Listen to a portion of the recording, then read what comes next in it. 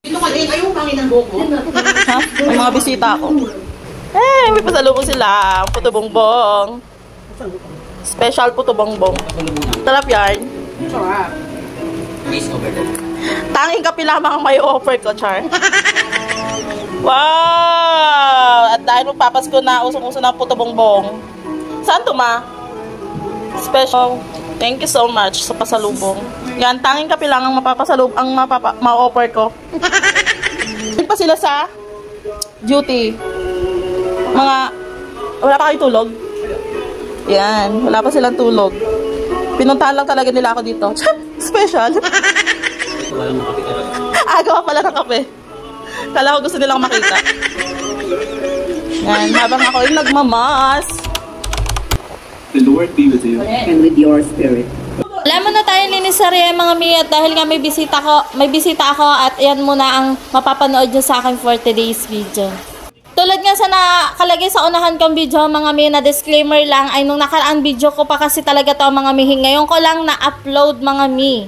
Paano kasi mga mi, ito nga yung time na nag-uusap-usap kami about sa pag-uwi namin sa Bicol mga mi. Kaya nang nakaraan mga mi, wala akong mga mini vlogs mga mi. Ito yon mga natambak dito sa file ko mga mi. Ay, mga naman ako ngayon, hindi ka dali! Kahit kayo ay mag-asawa, this story and hati-hati. Masarap yan, tikman mo kasi. Ay, dali na kayo.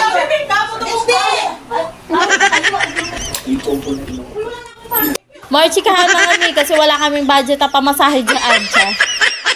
Ano nga, ay magkakami na kayo ulit, magkadikit na kayo. Sino pa kayo ibitan niyo ako, nahihiwag ako doon sa sulo? Wala na naman siya.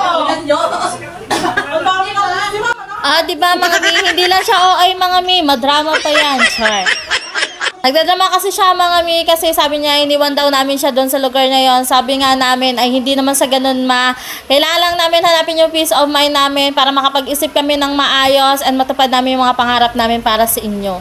Tapos minamanifest lagi namin mga mi na ito yung plano namin kapag halimbawa nanalo kami sa loto ay mabibili na kami ng tig-iisa namin bahay para hindi na kami mangangamba. Balik na nga tayo dito mga mi. O siya, wag nyo na kaming hanapan kung saan ang galing yung mga laki namin. Kitang-kita naman siya.